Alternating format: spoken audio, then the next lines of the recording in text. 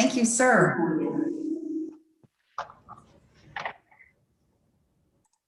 Welcome, members of the public, welcome staff. Mr. Ross, if you could just, that's great. Thank you. Welcome to your regular council meeting of June the 2nd. It is odd for us to have a meeting on the first Wednesday of June. So for those of you, I just thought I would explain why the June schedule is different than the other months. And that's because normally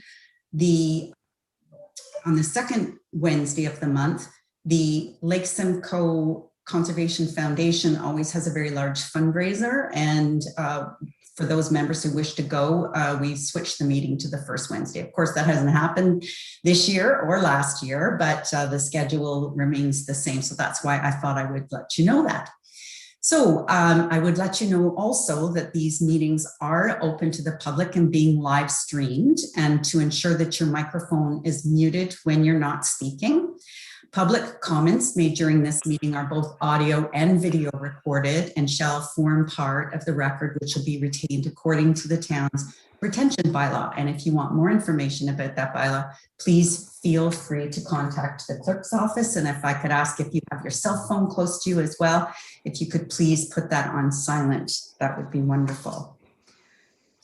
I'd like to start this evening with a short statement followed by a moment's silence. This past weekend, the bodies of 215 children as young as 3 years old were found in an unmarked grave at a former residential school in British Columbia. This is just one school of 200 with 215 children, and there are more than 130 residential schools that operated in Canada, and many children are still missing. The last residential school did not close until 1996.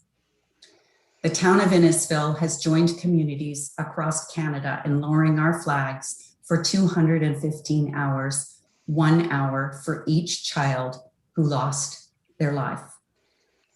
We also mourn the lives of those who have never been found and stand in solidarity with the Tk'emlúps, Tsawwassen First Nation, and all survivors of the residential school system who have been forced to relive their trauma as a result of this heartbreaking discovery.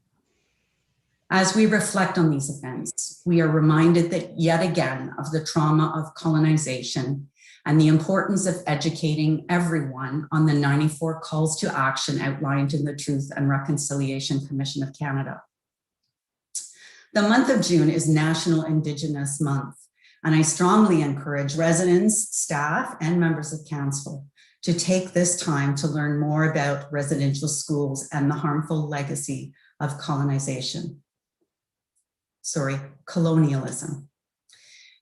You can take additional action by placing an orange ribbon, teddy bear, or pair of shoes outside of your home, or donating to a local Indigenous organization. We will be sharing resource links and book lists through this month, so please monitor the town and library's social media channels for access. I now ask that you please stand and join me for a moment of silence for the 215 children that didn't get to go home, and every person who had to endure the residential school system, because every child matters.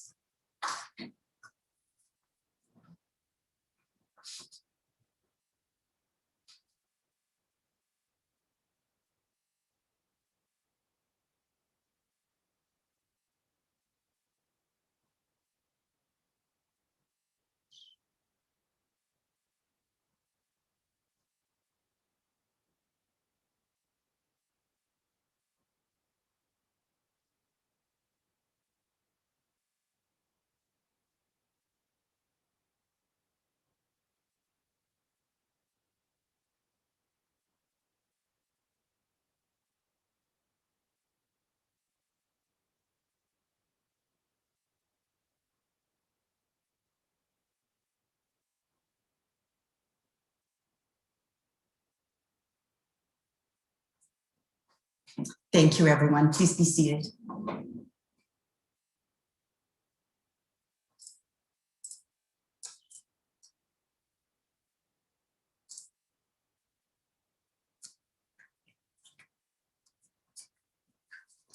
We'll now go to our open forum for this evening. We have nobody who has signed up for open forum this evening. And next would be the approval of the agenda. We did have one item that we'd like to add, and we will require a 2/3 majority vote for the procedural bylaw for the notice of motion for Councillor Ices to be put forward on this evening's agenda. There'll be no discussion on this item. It will just be noticed, and the discussion would take place at the next council meeting. So is there a mover and a seconder for this? I see Councillor Donna Orsatti and Councillor Alex Waters. All in favor? That's carried unanimously. Next, we will have disclosures of interest. Is there anyone who has a pecuniary interest or a conflict on tonight's agenda? I'm seeing no hands, but if one becomes apparent to you, please let us know at that time and we'll deal with it appropriately. Next is number 5, presentations and petitions. And we're very fortunate this evening to have members of our Innisfil Accessibility Advisory Committee before us. It is Accessibility Week this week. Or was that last week? No, I think it's this week. Anyway, I'm sure they'll let us know. And so we look forward to hearing and getting our annual update from our Innisfil Accessibility Advisory Committee. Whenever you're ready, if you'd please turn on your video and unmute yourself, and we look forward to hearing from you. Thank you very much. Good evening, Mayor Dolan, Deputy Mayor Davidson, members of council, staff, and the public. My name is Hilary Mallet, and I am the Vice Chair of your Innisfil Advisory Committee. Members of your Accessibility Committee, past and present, have enjoyed supporting and advocating for the town of Innisfil for a barrier-free community for nearly 20 years, and we are proud of the accomplishments and achievements. In recognition of National Accessibility Week, which is May the 30th to June the 5th of this year, we are proud to provide this annual report to council. Your current accessibility members are Councillor Carolyn Payne, who is Chair, Joe Winston, Robert Davies, Carol Ann Browning, Kim Boss, John Gray, Rod Boynton, myself, Hilary Mallet as Vice Chair, and of course, our indispensable support staff, Kim Creamer. During the past 13 months, your committee has continued to meet virtually through Zoom meetings, and we continuously explore and participate in virtual educational conferences, workshops, and seminars to keep informed on accessibility and barrier-free related topics. We look forward to attending in person when it is safe to do so. With the current pandemic, our very popular Breaking Down Barriers awareness program, which is held at local elementary schools, has unfortunately been put on hold since March of 2020. The committee, however, has continued to work on creating an information program package and an evaluation form, and we will be reaching out to local schools in order to share this information with the hopes that we can continue this valuable program with our youth. At this time, I would like to ask one of our other members, John Gray, to speak with you. Mute my audio. Alt+A. Hello, my name is John Gray. I'm a member of your Innisfil Accessibility Advisory Committee, and I'm living with low vision. You can't see me. I'm the blank screen in front of you. But don't worry, that's okay. I can't see you either. With the help of low vision technology, I've prepared a short statement for you. In March 2021, it was brought to your Accessibility Committee's attention that the federal government had announced funding cuts for the Center for Equitable Library Services, CELA, and the National Network for Equitable Library Services, NNELS. These services provide the necessary reading materials for our residents and people with print disabilities, including those with vision loss, learning disabilities, and physical disabilities. The IAAC supports this service and sent a letter to MP John Brassard requesting that the federal government immediately restore this valuable funding, as it would have a lasting impact on our community and library services. The committee was pleased to be a part of having this funding restored and will continue to support these services in their future endeavors to keep their funding. Thank you. Thanks very much, John. Your committee conducts accessibility consultations on town-owned and operated facilities, which ensures that accessibility standards are met.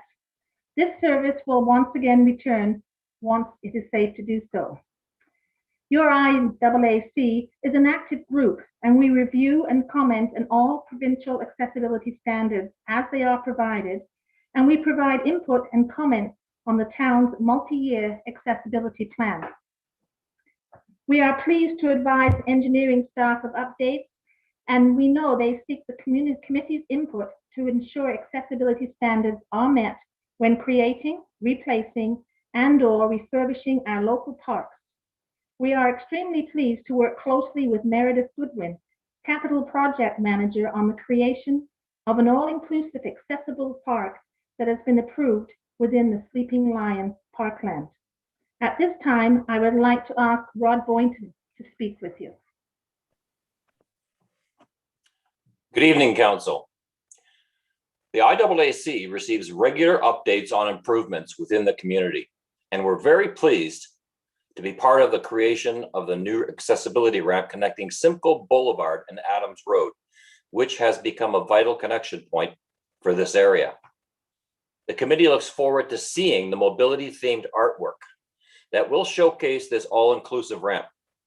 Another exciting accessible connection is the trail that links Jack Crescent through a pedestrian bridge to Goodfellow Public School. Planning staff who are well-trained to conduct site plan reviews worked with your committee in 2020 and successfully created a site plan accessibility review checklist, which ensures that accessibility standards and designs are for commercial and public buildings conform to AODA standards and the Public Building Code. In 2020, with the assistance of library staff, your committee created the Accessible Customer Service Booklet, a guide for Innisfil service providers. This helpful guide is part of the ongoing educational pieces created to assist our community in becoming an accessible town. The accessible business video, titled How to Make Your Business More Accessible, was also created to assist businesses in reaching the entire market available to them. We are pleased to report that these links have been shared in the Innisfil Accelerates e-newsletter this month in recognition of National Accessibility Week. Your Accessibility Committee also ensures awareness proclamations are recognized by the town and council on an annual basis. When this committee was created almost 20 years ago, accessibility was non-existent. Life for 15% of our population was made even more difficult by our world's indifference. People with difficulties and disabilities struggled to exist in a world that did not want to acknowledge them. For us, who have resided in Innisfil for a longer period of time, we've seen the struggles to make change. Eyes would roll at any proposal to do things differently. I'm happy to report that through the vision and policy changes legislated by the province of Ontario and the hard work of many accessibility committees, our world has really changed. I believe that our IAAC, current and previous councils with vision, and dedicated cooperative staff have transformed the town of Innisfil into a place that everyone, yes, everyone, can be proud to call home. On behalf of your Innisfil Accessibility Advisory Committee, we're proud to report our future is very bright. Thank you, council and staff, for your continued support of your IAAC committee. Thank you. Thank you very much to Rod, Hillary, Carol, and John, and all the members of the IAAC. that work very hard and have been for many years. And I always think back this time about Marguerite Papin, that she was part of our committee for so long and put so much work into it as well. Questions and comments for members of the committee? Councillor Orsatti. Just want to thank the committee for their dedication and commitment and hard work. And when you spoke, Rod, about the Adam Simcoe Road ramp, accessible ramp, you know, there's a lot of resistance to it because I think it's understanding, but it's providing the same mobility to everyone. Everyone deserves the same right as everyone else for accessibility. I had the pleasure of being over there and seeing a young mother pushing a stroller.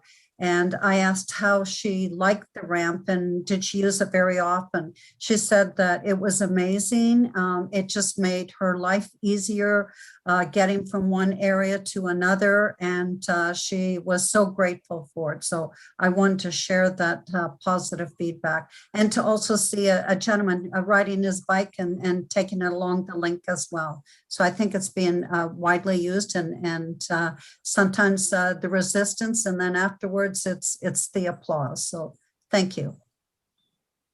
You're welcome. Thank you, Councillor Orsatti. Other questions or comments for the Accessibility Committee?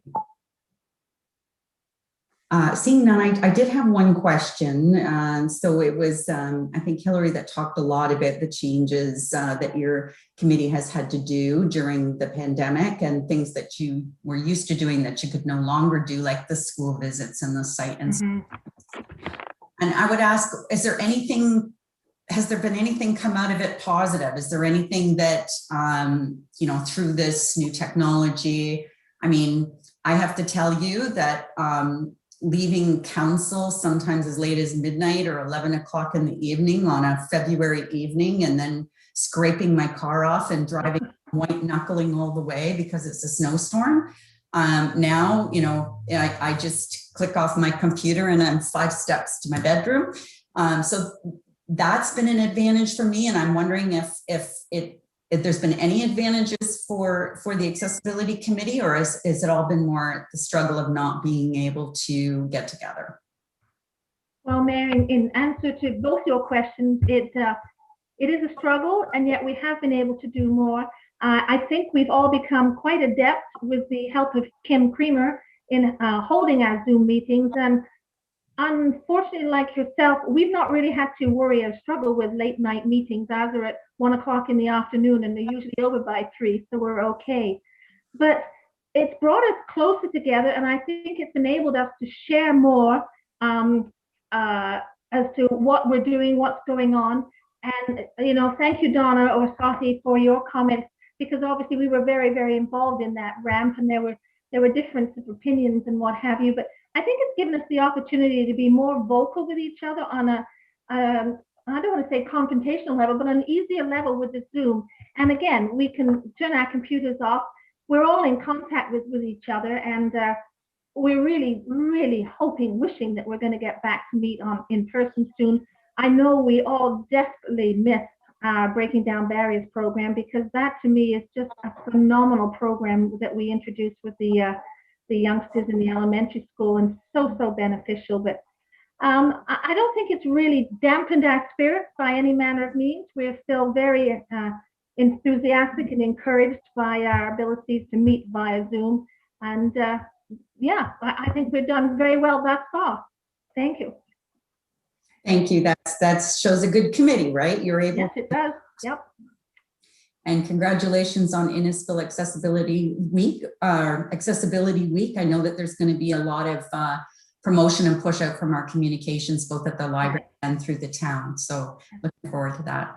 Thank you. Any other questions or comments? Seeing none, then I would ask a mover and a seconder that the annual Innisfil Accessibility Advisory Committee update be received. Councillor Waters and Councillor Orsatti, all those in favor? That is carried. Thank you so much. You're welcome. If you haven't got anything else to do, you can stay on and watch the rest of our meeting. Or I guess now that the Leafs are not playing anymore, I guess people have more time in the evenings. But I just wanted to thank you. You're welcome to stay on, or you can leave us, whichever you prefer. Thank you Thank very you. much. Thank you. Thank you.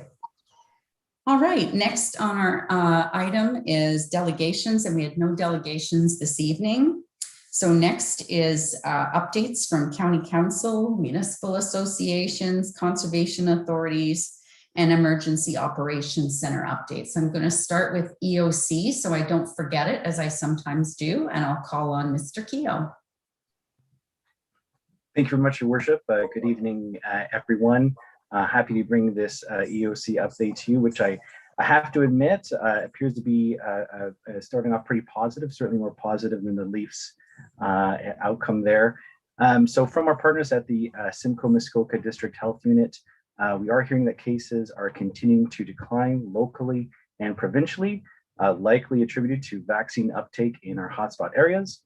SMDHU is starting plans to discontinue community or mass clinics starting in the fall and shift to a steady state immunization model from primary care providers.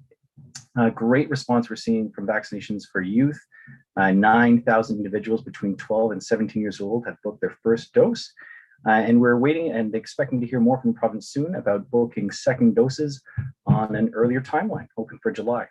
And at the same time, gearing up to ramp up the campaign on vaccine hesitancy. Our summer program guide is being released this week for programs planned for virtual and or outdoors based on the regulations. Summer camps are also planning to start in July. Again, just waiting for more guidance from the province. On our enforcement front, an update on our provincial ministry blitz that took place at the beginning of May. Out of 13 site visits, we can tell you that there was 1 ticket and 2 verbal cautions. There were some calls over the long weekend regarding gatherings, and municipal law staff responded with South Simcoe Police safely. Our customer service team is taking appointments as needed while continuing to provide virtual and digital service and communication. We're still waiting for stage 1 reopening guidance on issuing marriage licenses. Another extra friendly reminder that 2020 resident permit passes are valid until 2022. So if you're a resident and you need a pass, we ask you to get in touch with a Town of Innisfil customer service just to book an appointment so you can pick up your pass at Town Hall. And lastly, of course, as we heard today, there will be no in-person school until September. So school is out for summer. That likely means that our Innisfil Idea Lab and Library and Leisure Services team are gearing up and looking at more offerings for kids this summer. That's everything. Thank you. Any questions or comments for Mr. Keogh? Thank you, Mr. Keogh. I put on Facebook yesterday that Town of Innisfil, so the comments Mr. Keogh was making were for Simcoe Muskoka as a region. Here in Innisfil, we're about almost 51% of the population is vaccinated, and we're, for the first time in about almost 2 months, we have below 100 active cases. So I think we're about 86 active cases today. So we're definitely going in the right direction. Thank you, Mr. Keogh. Other committees or anything anybody would like to report on? Since we were here last week, there's not that much. We haven't had a county council meeting since the last time we were here, but I will tell you that on June the 8th, County Council will be holding a public meeting to introduce everybody on what a municipal comprehensive review is and how it will affect us here in Simcoe County and more specifically in Innisfil. And also the county is having a conference, a virtual, of course, on June the 16th. It's half the day, 9 till noon. And Cassie Campbell is going to be the keynote speaker, an Olympic gold medal hockey player. And it is free for any councillor in Simcoe County to join. So if you haven't registered yet, you could let staff know. They'll be happy to do that for you.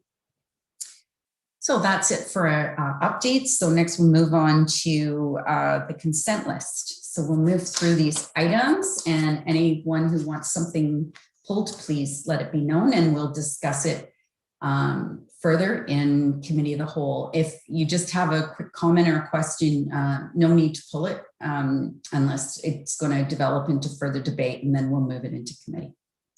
So the first item is the adoption of the council meeting minutes from May the 26th. B1, the Innisfil Heritage Advisory Committee Report 0521 dated May the 6th. I would just point out that the original agenda came out without the recommendations and the motions that are before you this evening. So with the passing of this, we'd be passing those 3 recommendations from the committee should this go through. Councillor Arsati. Thank you. I just wanted to give a thank to the Heritage Committee for the detailed information that they provide especially on the request for the non-designated listed properties. So it really helps council, and especially if there is photos, because I'm always checking the address to take a look at the building, but it's very helpful to council members. So thank you for doing that. Thank you, Councillor. Not seeing any hands, then B2, that was the School Zone Traffic Safety Committee meeting.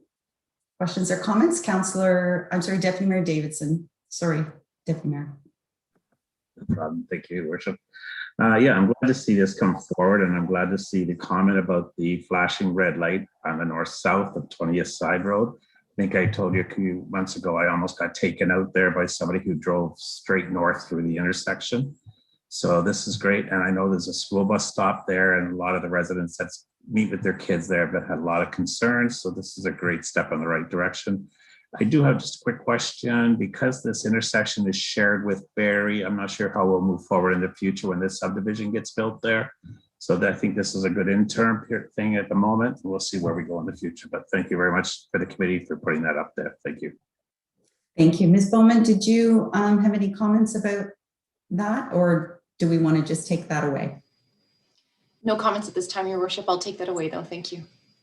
Thank you. Councillor Arsati. I just to mention, because I know from probably a lot of councillors get this as well, a lot of requests by residents as to what's happening and what areas, stop signs and, pedestrian crossings at any time.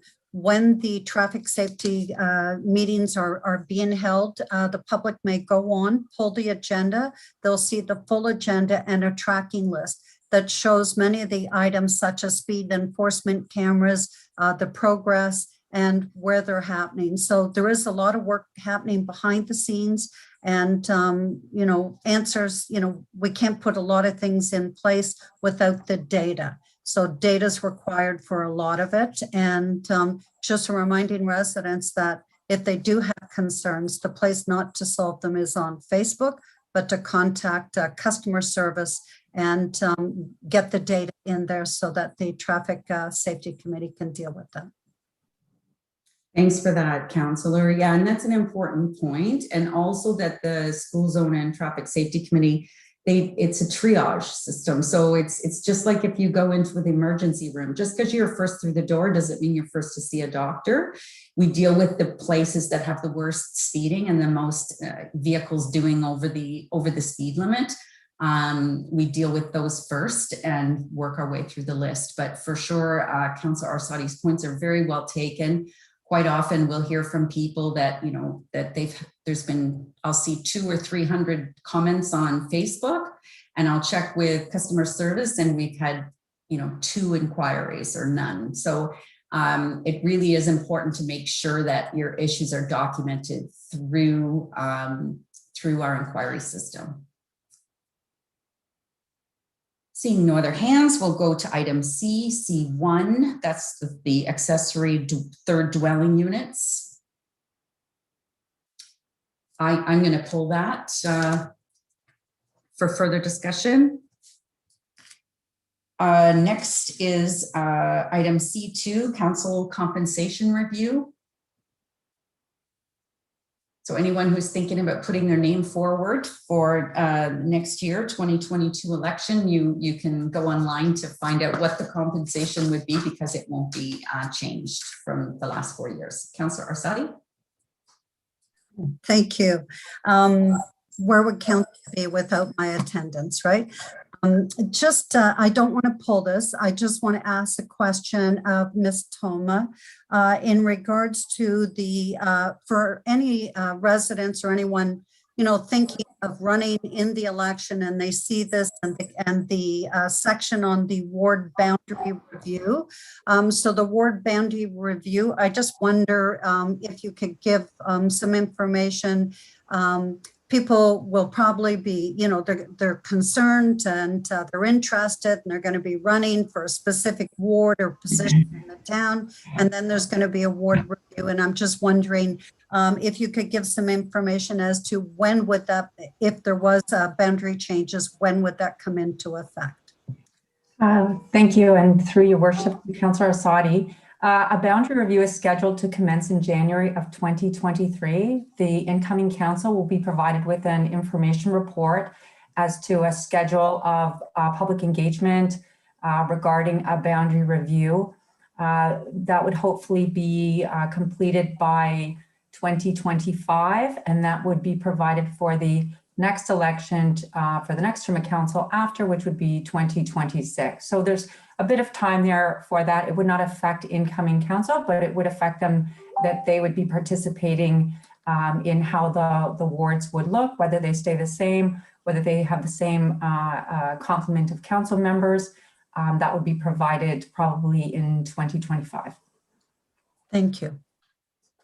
Thank you, Deputy Clerk. And of course, that decision will be made by the next council. So the next item was item C3, the annual review of the investment policy. Councillor Nicol. Thank you, Worship. I don't need to pull this. As it was brought up in our audit committee meeting last week by former Councillor Pring, on page 61 of 124, we do need to change to bring your worship back to the town of Innisfil and out of the town of Huntsville. So I know they're moving to change that recommendation there, but we're welcoming you back to the town of Innisfil, and it'll be Huntsville's loss, I'm guessing. Thank you, Councillor. Mr. Melanishin. Yeah, through your worship, that was caught through the audit committee. That document will be re-signed and attached as appropriate. Thanks. And for those watching, there was just, we did e-signatures, electronic signatures, and for some reason, my signature and Mr. Parkin's signature as the clerk are identified as being from the town of Huntsville instead of the town of Innisfil. So I'm not sure who signed for the town of Innisfil, but we'll get that fixed. Except unless, of course, it comes with a nice cottage, in which case it can stand. Thank you. Item C4, the community planning permit system on Purvis Street. Questions or comments? Seeing none.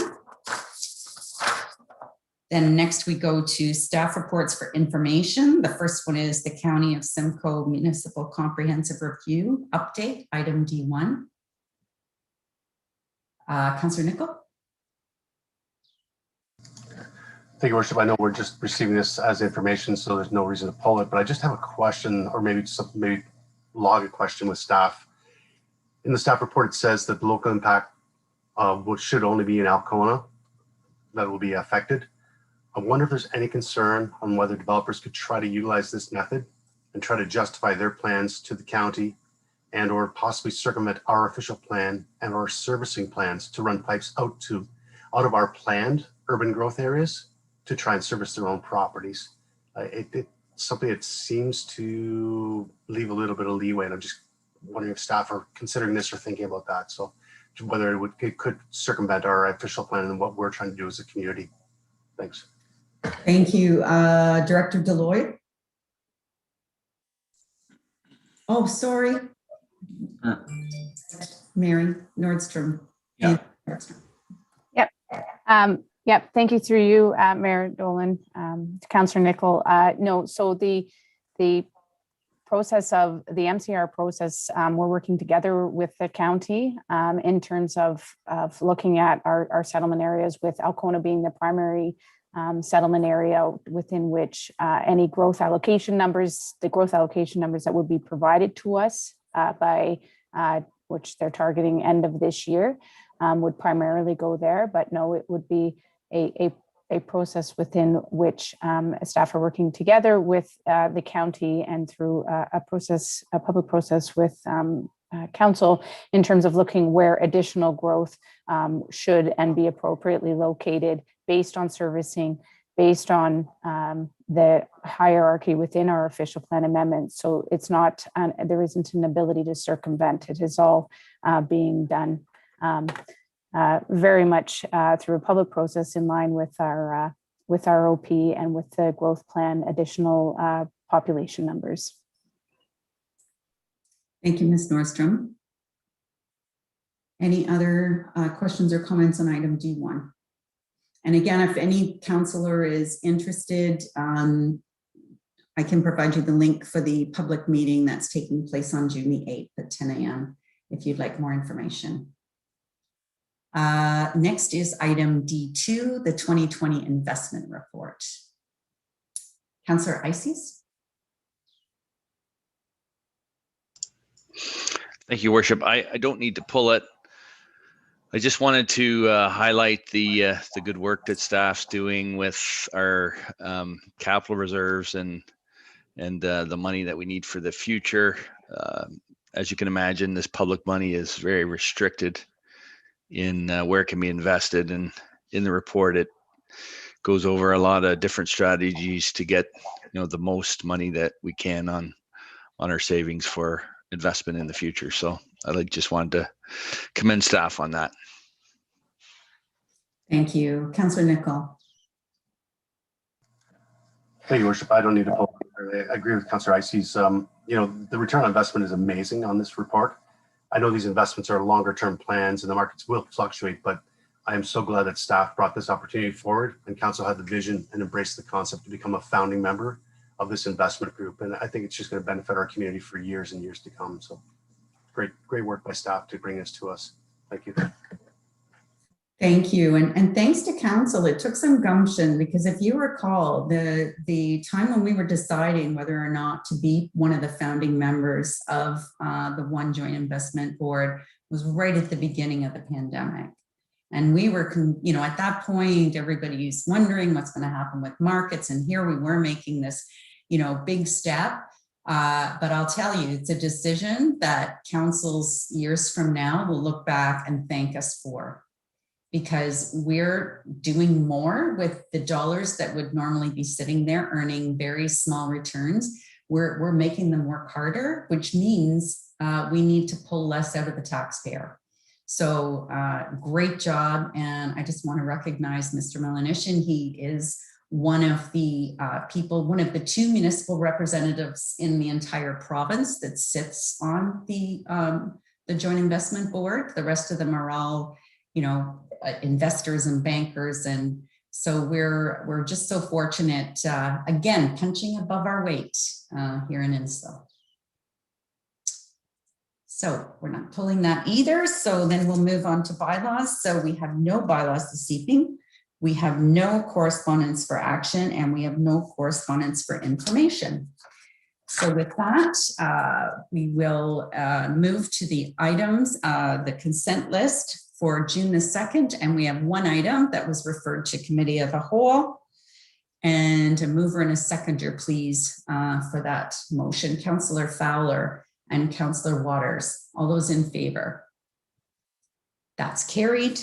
And next, a motion to resolve to Committee of the Whole. And that's moved by Councillor Ices and Councillor Van Berkel. All those in favor? That is carried. So now we'll go to Committee of the Whole business items, which was item C1. And I pulled it, but if somebody else would move it, Councillor Nicol, is there a seconder? Councillor Van Berkel. And I saw Councillor Orsatti's card. Thank you. Permission to speak now? Okay, great. Okay. Okay, sorry, just because there was a little pause there. So you have your mover and seconder, and if I could start with questions, thank you, Your Worship. I've had residents contact me on this, and I just think that a little bit of clarification for a public that have not read the report or maybe been on listening council when this was coming before, because I tend to reach out. So I just wanted to run some questions by Ms. Nordstrom for clarification for our public, and if I see Ms. Nordstrom. So just as I've been trying to explain to residents, and I'm sure many other councillors, does the town of Innisfil have an option to not allow third dwelling units in Innisfil regarding Bill 108? Ms. Nordstrom or Mr. Pentikainen, whoever wants to answer that one. Yeah, through you, Mayor Dolan, to Councillor Orsatti's question. We are required under the changes under Bill 108 to implement the third dwelling unit permissions for ground related housing in the town. Okay. Thank you. Follow up. Thank you. Yes, thank you. And then the other concern that, and it is mentioned in the report, the concern for, additional street complaints for street parking, garbage, noise complaints. I know in the report, it also mentions only 6% of the 78 units. I imagine that this is actually Mr. Vickers or Ms. Nordstrom or Mr. Pentikainen that can answer this one. Do you foresee additional concerns with the third dwelling units that would require additional staff from a bylaw perspective? Because that was something that came up in our budget meetings. That was not an ask, but it was in the budget for additional bylaw officers. So I'm just wondering the impact that this would have on the staff that we currently have. Mr. Vickers. Through you, Your Worship, to Councillor Orsatti. It's not anticipated that there would be additional bylaw staff required. There will be additional work for existing staff in terms of registering the third unit, because we have already a registry program for second units. So we expect that same program will just expand. So we'll have a little bit more work, but we think we can handle that. And then if I may continue, Your Worship, just a little bit more latitude. Thank you. And Mr. Vickers, while you're here, just another question with regards to septic tanks. In my ward, I have a mix, all the new housing, of course, is on municipal services for water and waste. But those with septic tanks in some of the older streets and that, I guess it's through the planning application to have a third dwelling unit that would be separate, not added on to the house, or to ensure that the size of the septic tank that they currently have is adequate? Like, is somebody inspect that, or how is that determined? Do they have to provide, like, maybe you could help me out with that. Through you, Your Worship, Councillor Orsatti. Yeah, anytime there's a second apartment or an addition or a third unit added, through the building permit process, there is a verification of the sufficiency of services to allow the habitation of that additional space. So just like when we go to the third unit, there will be an evaluation that will be done for the services there. So it'll actually be hydro, water services, and sewage capacity. So for instance, we don't have the capacity in Cooktown, so we're not going to be able to facilitate third units in Cookstown. However, in other locales where they have a septic system, they may have to add to their system, or they may have to expand it, or it may turn out that they have a system that is of sufficient size already. So, but that determination will be made through the building permit process and the building inspectors. Yeah, thank you, because I think that assures residents that are living in an area with other septic services that are beside that it may impact them as being their neighbor. Thank you. I'll let other councillors speak, and then I have some more questions later. Thank you. Sorry, I'd be remiss if I didn't also add. So when the person wants to put on the third unit, it'll be incumbent upon them to demonstrate all of the requirements are fulfilled. So it'll be their obligation to retain a qualified designer that will be able to make those determinations on their behalf if they're not able to do so themselves.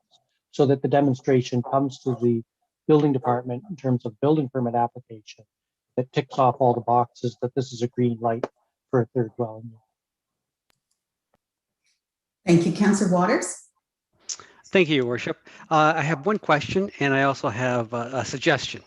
The first question is again to Mr. Vickers, and it's a situation that I think he is well familiar with. When somebody builds a new facility or new building in Innisfil, they have to abide by the drainage restraints decided by the town. On an existing property, they have swales and it's basically an old system. So my question is, when somebody plans a third dwelling on an existing lot, which rules apply to that? Is it just they have to be able to use the existing swale system, or do they have to have a drainage plan that meets modern day standards? Mr. Vickers? Through you, Your Worship, to Councillor Waters, they'll have to make a submission of a current block grading plan. We make that evaluation. So if they've got 100 acres and they're putting something in the middle, it's not going to affect anything. So, or it shouldn't. So through the process of the application, the plans examiners will make the determination as to whether or not they would require a fully designed lot grading plan, and so in some situations it will be applicable, in some it won't be necessary. Okay. Thank you on that. Okay, that's good. My suggestion is that in Innisfil for affordability, that there are grants available from Simcoe County, I think up to $30,000, which help get these units built to keep them affordable for lower income families. And there was a discussion that Innisfil might participate on that in terms of providing grants to enhance this opportunity.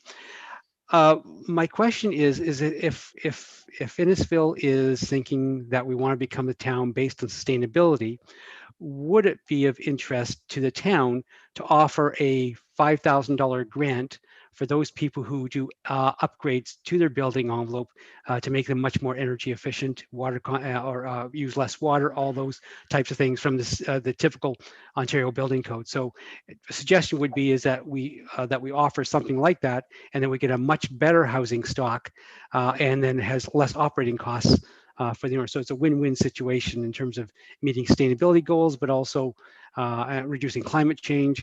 And also that homeowner is going to have longer term payback because he's going to have lower bills to pay for that unit. So, and it will also help in terms of keeping the rents down, because that money doesn't have to go for energy or water servicing. It can go basically to offering a lower rent to that homeowner. So just a suggestion that we might think of. Thank you. Thank you, Councillor Waters. I don't think that that's something we can deal with today, but I know staff were taking notes on that. Can I ask Mr. Pentikainen or Ms. Nordstrom, is that funding from the county for the second dwelling or third dwelling unit still available? Your Worship, last I spoke with the county, I believe there was a wait list for access to that funding, but it is, I believe it's renewed annually on a first come, first served basis. Thank you. Councillor Van Berkel.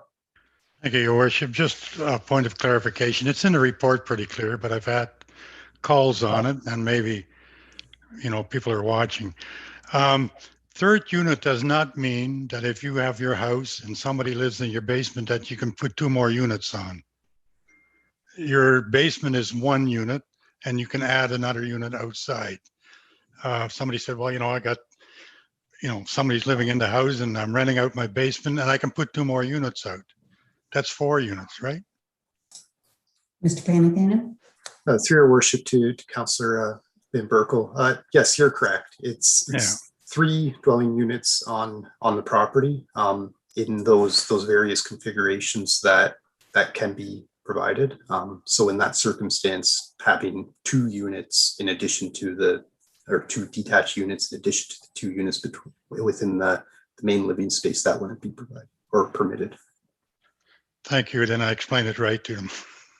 Yeah, and I think the real issue that we have is whether or not that person living in the basement, it's a legal second dwelling.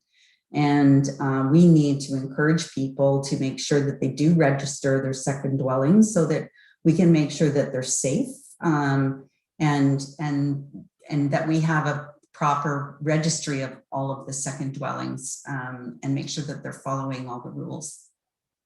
Other questions or comments? Councillor Fowler? Thank you, Worship. On page 7, the one thing that stood out that actually makes me feel better about this is establishing a monitoring program and reporting back within 18 months. When it comes to a secondary property, secondary dwelling on the property, if someone does it in their basement, they can do it bit by bit, slowly. But if someone builds a house in their backyard, it's not something you can hide legally. It makes it very, very difficult to do in a surreptitious manner. I like the fact that they're recording the number of dwellings, bylaw infractions, the affordable housing. We're gathering information, and when we come back with this in 18 months, we can say this is working really well. Let's establish this and see how we can make it grow, because we're looking at intensification throughout Innisfil as opposed to urban sprawl. Or we can say, you know what, we gave it a shot, we tried it, we're going to have to crack down even harder and limit the number of houses that can be built as secondary units on the property. This is very clear, and it gives us feedback, which then we can have hard data instead of saying, well, what if?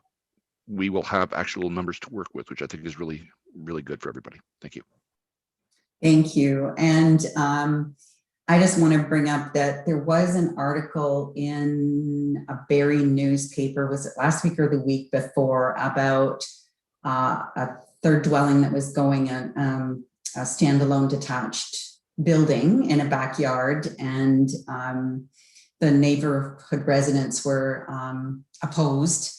And I reached out to Ms. Nordstrom and Mr. Pentikainen about that one. And Mr. Pentikainen, I wonder if you would just speak to the differences of what is in the Barrie zoning bylaw versus ours.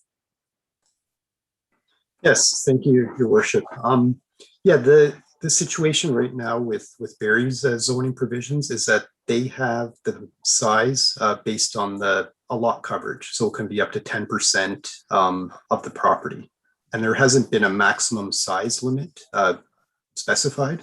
So that has allowed for some potentially large structures, such as the one that was mentioned in that article. So with our maximum size for detached units being capped at that 50 square meter building footprint, so roughly about 500 square feet. So that will ensure that these structures that are detached, they're accessory to the main house, and they have much more minimal aesthetic impact as well. Thank you. And also a 1.2 meter setback from your rear or side yards too. So they can't be right up next to someone else's property. Other questions or comments? Councillor Orsatti. Thank you. Just adding on to Councillor Fowler's comments about staff coming back with a report to council. And I just clarification for our public and assurance for them. When this comes back to council in 18 months, if there's tweaking that's needed or council's not happy with certain things that are happening, we would have that flexibility to have that discussion as to what changes need to be done moving forward. Is that correct, Ms. Nordstrom? Yes, through you, Mayor, to Councillor Rosati's inquiry, yes. When we report back in 18 months, there is an ability, well, the third dwelling units would still presumably be a requirement. The standards of within which we would be regulating those third dwelling units or accessory dwelling units could go through a further amendment at that time to the bylaw. Thank you. And I think then that would address any concerns if people thought that, well, these are going to be short-term rental units, the third dwelling unit. So it would allow that fulsome discussion at that time with the control. The only one concern that I have, and for me, looking at Ward 3, I have a concern with the recommendation for the parking in this report that states just one parking space for each dwelling. So there'd be one for the primary, one for the second dwelling unit, and one for the third dwelling unit. And I just feel that that is not enough. That could create more situations, especially in intense wards, such as Ward 3, where you're going to have more on-street parking and more, complaints by residents. And I do have a recommendation, a slight amendment to increase that parking on this when we do go to a vote that will be brought forward for council's consideration. Okay, but you're not putting that forward now in case there was further discussion on this before you put forward the amendment, because then the correct only be on just to let council know that that was one concern that I had, was the parking. That I find it's too restrictive. Is there other questions or comments from anyone? And then if not, then we can maybe ask Councillor Sadi if she is a seconder, and then we can talk about the amendment. Councillor Sadi, do you have a seconder for your amendment? I'm looking for a seconder to put it on the, if you want to, thank Councillor Nicol.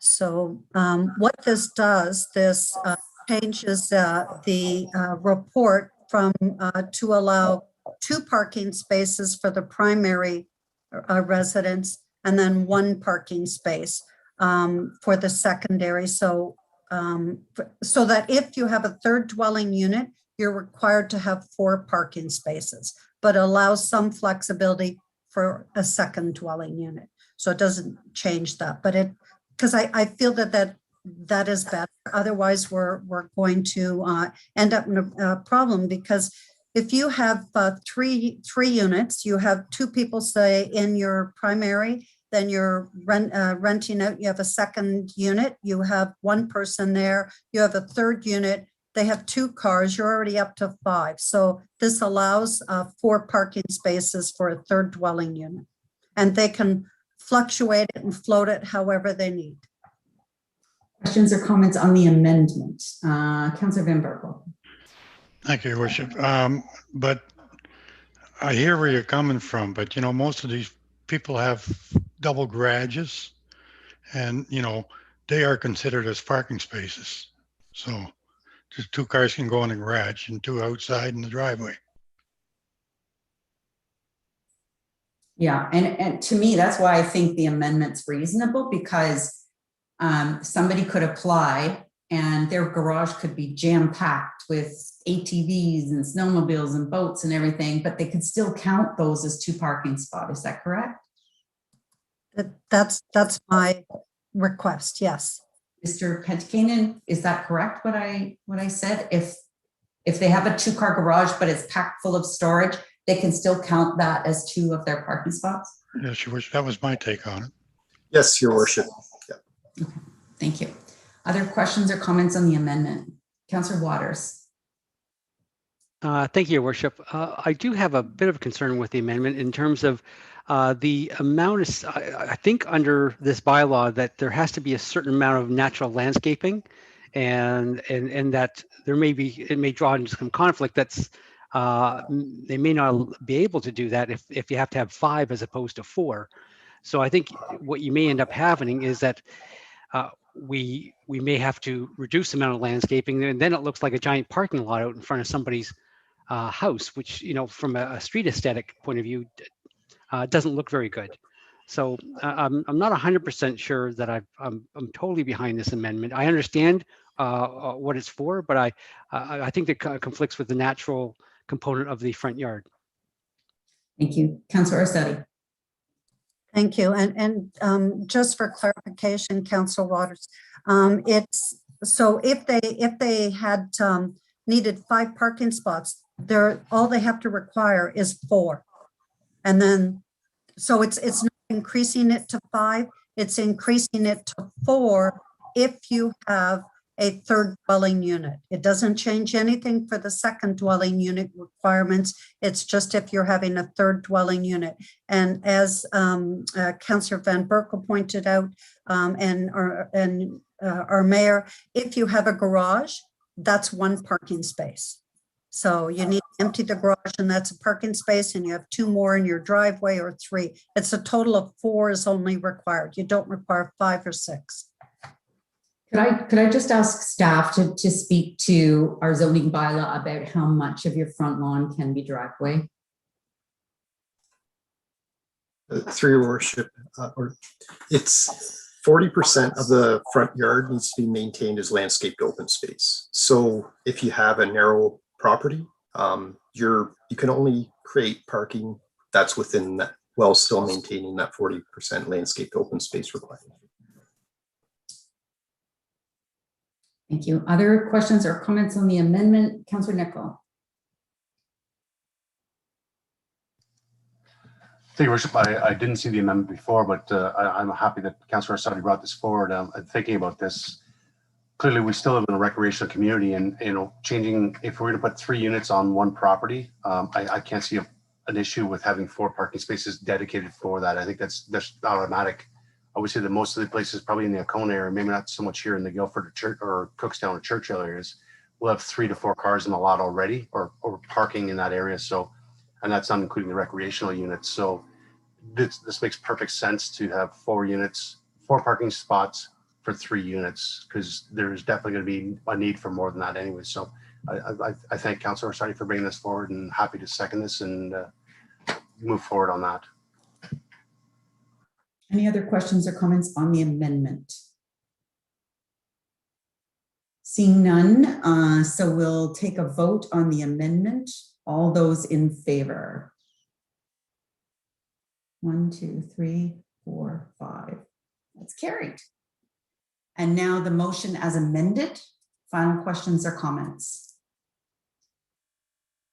I have a couple. I just want to say, first of all, that when we went through this the first time and we talked about 2nd dwellings, everybody thought we were going to have hundreds and hundreds and hundreds of them, and every neighborhood would be overrun.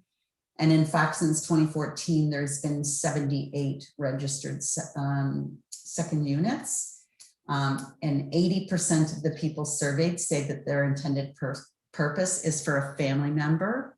And the only other comment I'd like to make is, and this has become so apparent since COVID, is I used to get a lot of calls about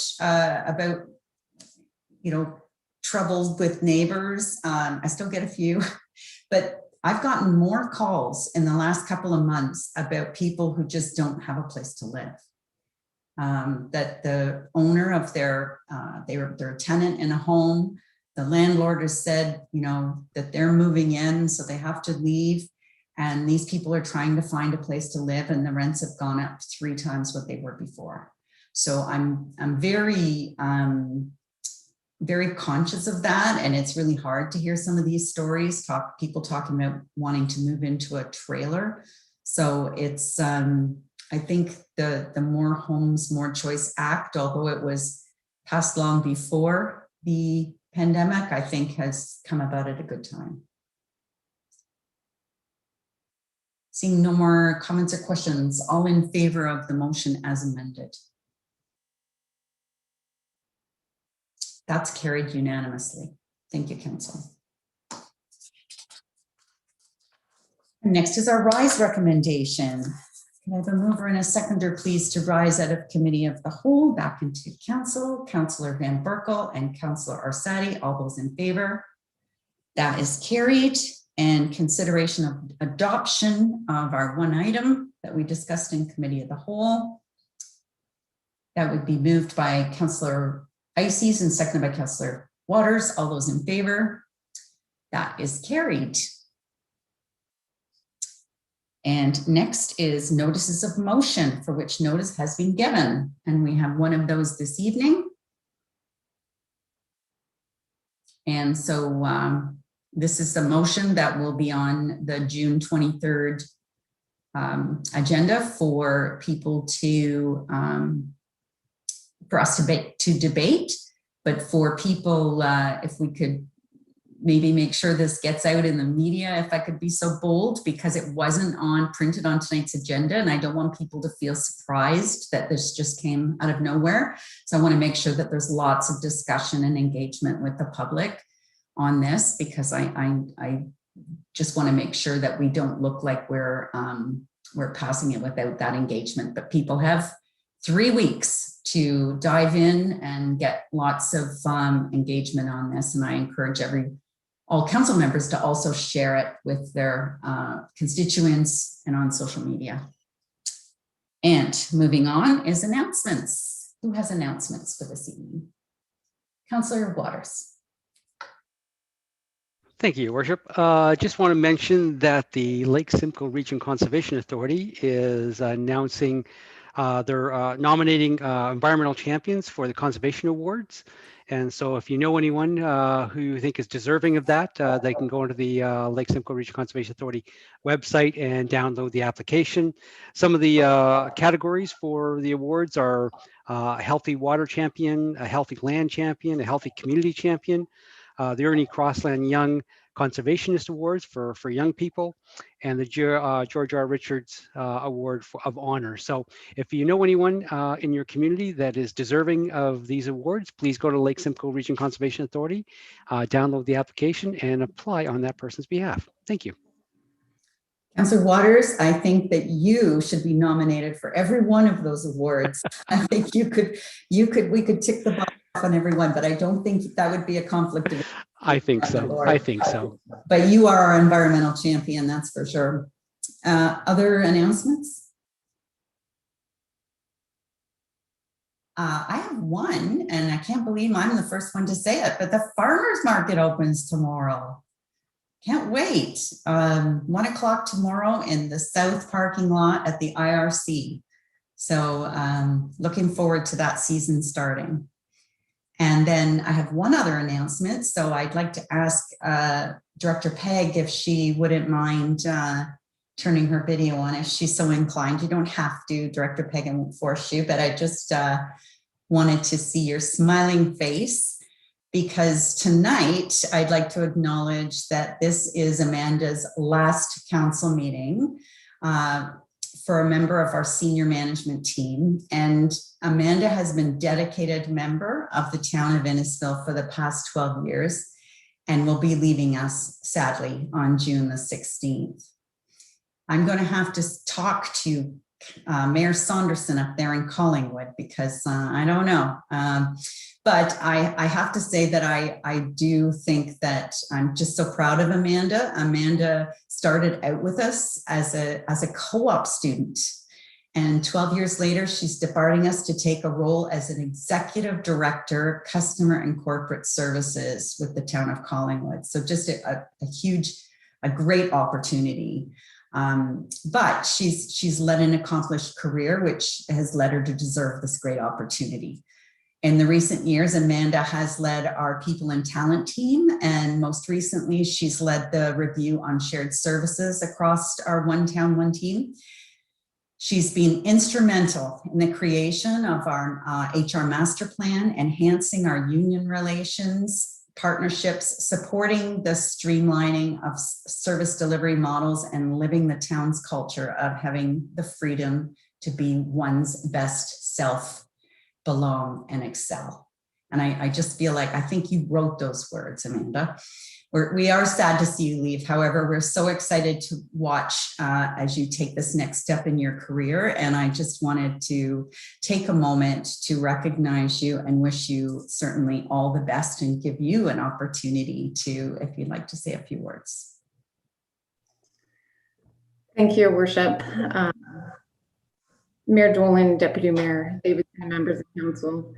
It has been an extreme honor and privilege to serve the community of Innisfil for over a decade. When I started in Innisfil, my son actually had just turned 2, and in the coming months, he's turning 15. So it's amazing how quickly time flies. I love Innisfil. I love our staff. I am so proud of each and every one of them and the things that we've accomplished together over the years. I can't say enough how thankful I am to this council and the councils before for the trust that you've instilled upon me in various roles. As Mayor Dolan mentioned, I started as a co-op student right fresh at a Georgian college and have grown my career in Innisfil. And for that, I will be forever grateful. And I thank you for that. As I end this chapter with Innisfil, it's definitely with mixed emotions, but I am excited to work alongside CAO Skinner in Collingwood and serve that council in a very vibrant community. So thank you so much, council, and I trust when we get our new CAO in seat over the coming months that that individual will appreciate your guidance and understand and see the full potential of our staff. So thank you so much for everything over the years, and I'm sure we will keep in touch in some way. Thank you. Thank you so much, Director Pegg. You will be missed, but I'm so glad you're staying in Simcoe County, so you're not too far away. And I look forward to crossing paths with you, and I know you'll do great things in Collingwood. And I look forward to reading about them, all the wonderful things that you're going to be doing there. Any other members of council have any comments? Seeing none, then we'll close by asking all of town staff if they wanted to turn their camera on. And as we do our confirming bylaw, which is moved by Councillor Ices and seconded by Deputy Mayor Davidson. All those in favor? That is carried. And thank everybody for being here this evening. We'll ask for a mover and a seconder to adjourn at 8:12. Woohoo, it's still light out. How's that? Councillor Nicol and Councillor Fowler. And before I call the vote for the vote, I'll let you know we do have a special council meeting planned for the 16th and then our regular council meeting the week after, but you get next Wednesday off. So all in favor of the recommendation? That's carried. Thanks everyone. Thanks to staff and thanks to everybody who stuck with us tonight on the YouTube channel. Very much appreciated. Take care and good night, everyone.